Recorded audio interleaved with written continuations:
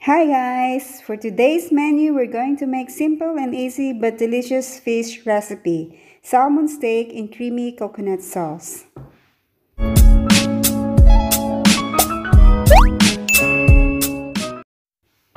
For the ingredients, the salmon, coconut milk, ginger, garlic, shallots, pak choy, chili pepper, and Knorr cubes fish. So, asinan po lang natin yung ating fish.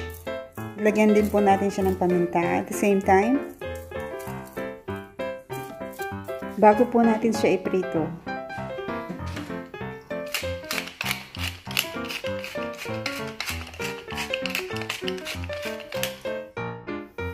Yan, nagpainit na po tayo ng olive oil sa ating kawali. Non-stick po yung ginamit ko para po hindi masira yung ating isda. So, we're going to fry it in 2 minutes both sides para po hindi siya ma-overcook.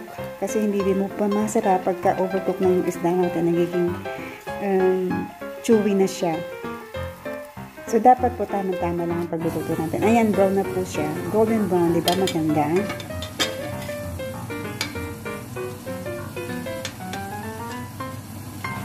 And then, iset aside na po natin. In the same pan, prituhin na po natin igis na po natin yung ginger, garlic, at saka onion.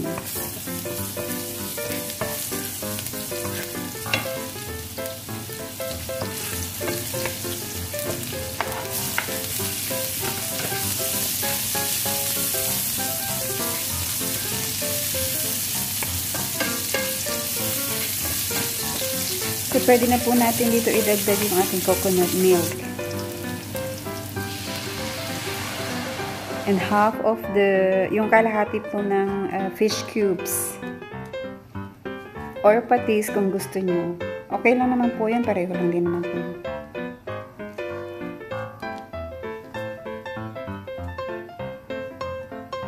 So, haluin lang po natin siya hanggang sa matunaw. And then, hayaan lang po natin siyang kumulo hanggang sa magtikin na yung sauce. Sandali lang po yan mga guys. Siguro around 2 minutes. Tapos pwede na natin ilagay yung stems ng pechay. Kasi medyo matagal po siya maluto. At saka medyo nagtutubig pa po yan ng konti. So, hayaan uli natin siya maluto ng mga 2 minutes kasama ng coconut milk. And then, pwede na natin ilagay ang ating fish. Medyo nasira ko po yung isa. Pero okay lang. Masisira din naman po yan sa tiyan natin. So, ganyan. Takloban na po natin. 2 minutes ulit yan. So, 1 minute. Bubuksan din natin yan maya-maya. After 1 minute, ilubog lang po natin yung pechay para even ang pagkakaluto niya. So, ayan, malapit na po tayong matapos. Ayan, pwede na ilagay ang sili. Depende po yan kung gusto niyo ng medyo maanghang. At saka medyo masarap po kasi yan kapag may sili. Para sa akin, personally, mahilig po ako sa sili.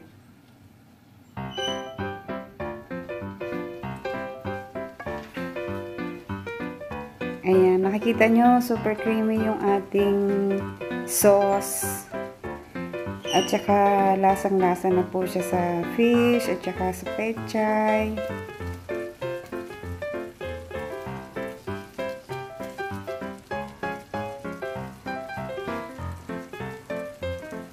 So, there you have it guys. Ang ating ginataang salmon. Thank you for watching.